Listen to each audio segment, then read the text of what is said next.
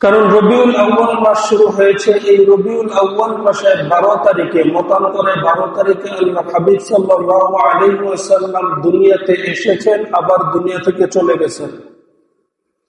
যখন আল্লাহর হাবিব সাল্লাল্লাহু আলাইহি ওয়াসাল্লাম এই দুনিয়াতে এই মাসে আসছে, এই হিসাবে আমাদের এই মাসে এই সমস্ত বিষয় নিয়ে আলোচনা করা খুব প্রয়োজন। মেরে ভাই দোস্ত বুজুর্গ, একটা মানুষ যখন দুনিয়াতে আসে, ওই মানুষটা ভবিষ্যতে ইন ফিউচার কি হবে সেই বিষয়টা আমরা জানি না। ছোট্ট মানুষ দুনিয়াতে আসে, আপনার সন্তান এই ভবিষ্যতে কি হবে, ডাক্তার, ইঞ্জিনিয়ার না বড় কিছু, বড় কোনো আলেম হবে, হাফেজে কুরআন, মাওলানা, এমন কিছু হবে, আমরা জানি না। আর যেহেতু আমরা জানি না, সেহেতু এই মানুষটার গুরুত্বটা শুধু একমাত্র মা বাবা, চাচা চাচি, দাদা দাদি, আত্মীয় স্বজন যারা আছে এদের কাছে গুরুত্বপূর্ণ। কিন্তু পাড়া প্রতিবেশী বা সমাজের কাছে এর জন্ম তারিখটা মনে রাখতে হবে, এতটা গুরুত্বপূর্ণ মানুষ সে না, এতটা গুরুত্বপূর্ণ মানুষ সে হয় না। অতএব আল্লাহর হাবিব সাল্লাল্লাহু আলাইহি ওয়াসাল্লাম যখন দুনিয়াতে আসছেন, তখন তিনি যে আমাদের জন্য শ্রেষ্ঠ নবী হবেন, আখেরি পয়গম্বর হবে, এই বিষয়টাও কেউ জানতেন না। আর যেহেতু জানতেন না, সেহেতু তিনার জন্ম তারিখটা নিয়ে মতানৈক্য রয়েছে। তিনার জন্ম হয়েছে কবে, কখন, এই বিষয়টা নিয়ে সবার মধ্যে একটা ইখতিলাফ রয়েছে। কারণ যখন জন্ম গ্রহণ করছেন তখন তো অত গুরুত্বপূর্ণ মানুষ ছিলেন না তিনি। এই দিক দিয়ে আবার বাবা ছিল না, মাও কিছুদিন পরে ইন্তেকাল করেছেন। তো মা বাবা যে সন্তানের নাই, এই সন্তানটার জন্ম তারিখ মনে রাখবে এমনটা আসলে হয় না। যার কারণে আল্লাহ হাবিব সাল্লাল্লাহু আলাইহি ওয়াসাল্লাম দুনিয়াতে কবে আসছেন এই বিষয়টা নিয়ে ভালো অনেক মতানৈক্য রয়েছে। তবে আলেমদের কাছ থেকে যেই মতটা বেশি গ্রহণযোগ্য পাওয়া যায়, ইতিহাসের বই থেকে যেই বিষয়টা বেশি জানা যায়, যেই তারিখটা, এই তারিখটা হচ্ছে হয় রবিউল আউয়াল মাসের 1 তারিখ অথবা 2 তারিখ।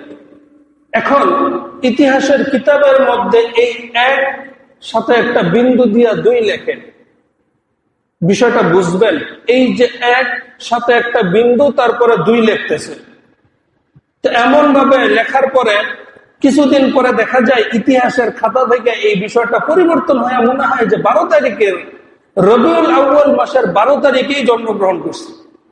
তো ইতিহাসবিদগণ বলেন, এই যে মাঝখানে যে একটা ছোট পুটলি দিত, একটা ডট দিত, এই ডটটা হয়তো বই ছাপায় যারা, এদের ভুলের কারণে মাঝখানের এই ডটটা উঠে যায়, মুছে যায়, যার কারণে এই 1 পরের 2 অর্থাৎ 12 হয়ে যায়।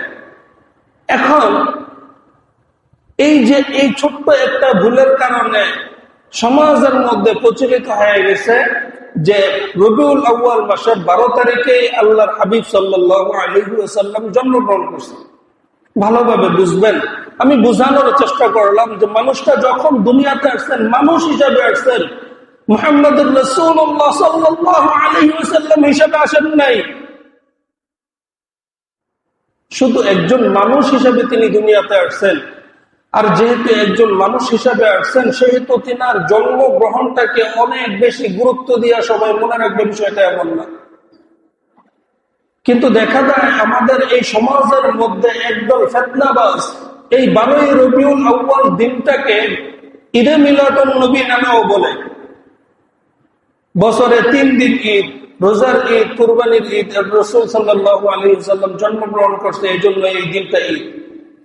কিন্তু ভালোভাবে খেয়াল করে দেখবেন, আল্লাহর হাবিব সাল্লাল্লাহু আলাইহি ওয়াসাল্লাম যখন ইন্তেকাল করেন, তখন লক্ষাধিক মানুষ দুনিয়ার বুকে এমন ছিল যারা আল্লাহর হাবিব সাল্লাল্লাহু আলাইহি ওয়াসাল্লামের জন্য জীবন দিতে পারতেন। শুধু একবার যদি কোনো কাজে আল্লাহর হাবিব সাল্লাল্লাহু আলাইহি ওয়াসাল্লাম ডাকতেন, তাদের পরিবার পরিজন, মা বাবা, স্ত্রী, সন্তান, সম্পদ যা আছে সবকিছু ফালাই রেখা শুধু আল্লাহর হাবিব সাল্লাল্লাহু আলাইহি ওয়াসাল্লামের ডাকে সাড়া দিতেন। এমন মানুষ লক্ষের উপরে ছিল।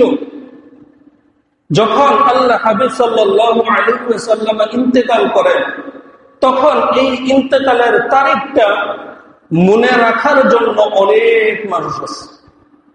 অতএব এই 12 তারিখে আল্লাহর হাবিব সাল্লাল্লাহু আলাইহি ওয়াসাল্লাম ইন্তেকাল করছেন, এই বিষয়টার মধ্যে কোনো প্রকার কোনো ইখতিলাফ কারো মধ্যে নাই। ভালোভাবে বুঝবেন, এই 12 তারিখে যে ইন্তেকাল করছেন এইখানে কোনো ইখতিলাফ কারো মধ্যে নাই। ফিতনাবাজগণ আমাদেরকে বুঝায় এই 12 তারিখে জন্মগ্রহণ করছেন, এই 12 তারিখে আবার ওফাত গ্রহণ করছেন, মৃত্যুবরণ করছেন। আমি বোঝানোর চেষ্টা করলাম, জানি না কতটুকু বুঝাইতে পারলাম।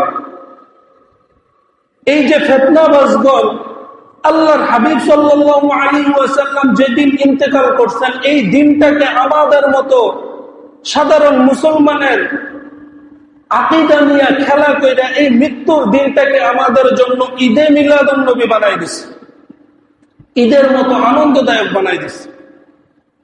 আরে এটা তো সুখ দিবস হওয়ার কথা ছিল, আমাদের জন্য সুখের দিন। আমাদের মুমিনদের জন্য এটা একটা সুখের দিন, সুখের কষ্টের দিন।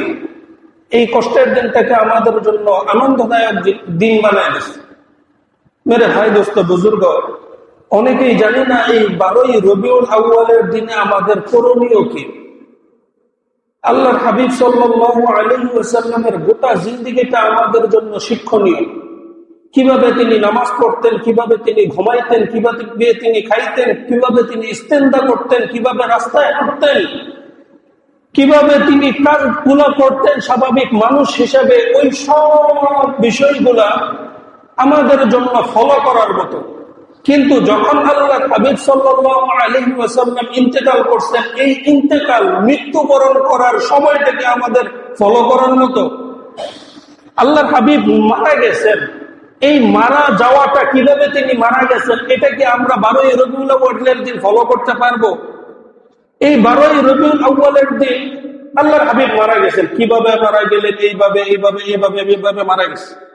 তো আমাদের জন্য যদি ফলো করতে হয়, তো আল্লাহর হাবিব যেইভাবে মারা গেছেন এইভাবে মারা যাওয়াটা ফলো করতে হবে।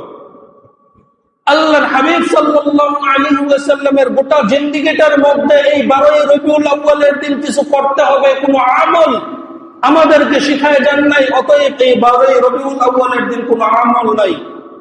এমনটা নয় যে এই দিনে আমাদেরকে আল্লাহর হাবিব রোজা রাখার কথা বলছেন, এমনটা না। এই দিনে আল্লাহর হাবিব সাল্লাল্লাহু আলাইহি ওয়াসাল্লাম বেশি বেশি সদকা দিতে বলছেন, দান খয়রাত করতে বলছেন, বিষয়টা এমনও না। এই দিনে 12ই রবিউল আউয়ালের দিনে আল্লাহর হাবিব সাল্লাল্লাহু আলাইহি ওয়াসাল্লাম 50 রাকাত 100 রাকাত নামাজ পড়তেন, আমাদেরকে এইভাবে নামাজ পড়ার কথা বলছেন, বিষয়টা এমনও না। এই দিনে তিনি ইন্তেকাল যেহেতু করছেন, এখানে আমাদের জন্য ফলো করার কোনো কিছুই নাই। বুঝতে পারতেছেন তো মনে হয় কথাগুলো? এই দিনে আমাদের ফলো করার মতো কোনো কিছুই নেই। যেহেতু ফলো করার মতো কিছু নেই, সেহেতু এই 12ই রবিউল আউয়ালের দিনে আমাদের আমলের কোনো আমল করবে এমন কোনো আমল নেই। মেরে ভাই দোস্ত বুজুর্গ, আল্লাহর হাবিব সাল্লাল্লাহু আলাইহি ওয়াসাল্লাম যেহেতু এই দুনিয়ার জমিনের মধ্যে 12ই রবিউল আউয়ালের দিনে মতান্তরে এসেছেন, সেহেতু এই 12 রবিউল আউয়াল মাসটা হচ্ছে আমাদের জন্য একটা আনন্দদায়ক মাস। যদি আসার কথা চিন্তা করি আর যাওয়ার কথা চিন্তা করলে একটা সুখের মাস। আল্লাহর হাবিব সাল্লাল্লাহু আলাইহি ওয়াসাল্লাম গোটা জিন্দেগিটার মধ্যে আমাদেরকে যে সমস্ত বিষয়গুলো শিখাই গেছেন, ওই সমস্ত বিষয়গুলো ওই রকম ভাবে আমল করা হবে। এই মাসের মধ্যে আমল করা হবে আমাদের জন্য করণীয়। আর বর্জনীয় কি? এই মাসের মধ্যে বর্জনীয় হচ্ছে গুনাহ কম করা, গুনাহের মধ্যে লিপ্ত না হওয়া। মেরে ভাই দোস্ত বুজুর্গ, আমাদের সমাজ তাদের কেমন হয়ে গেছে, কেমন জানি হয়ে গেছে আমাদের সমাজটা, যেখানে আল্লাহর হাবিব সাল্লাল্লাহু আলাইহি ওয়াসাল্লাম আমাদেরকে শিখাই গেছেন, যদি তোমার প্লেট থেকে, তোমার দস্তরখান থেকে খাবার নিচে পড়ে যায়, তুমি এই খাবারটাকে উঠায় আবার নতুন করে খাও। সেখানে আমাদের সমাজ আমাদেরকে বলে যে ময়লা হয়ে গেছে খাবারটা, এই খাবারটা কিভাবে খাইবা।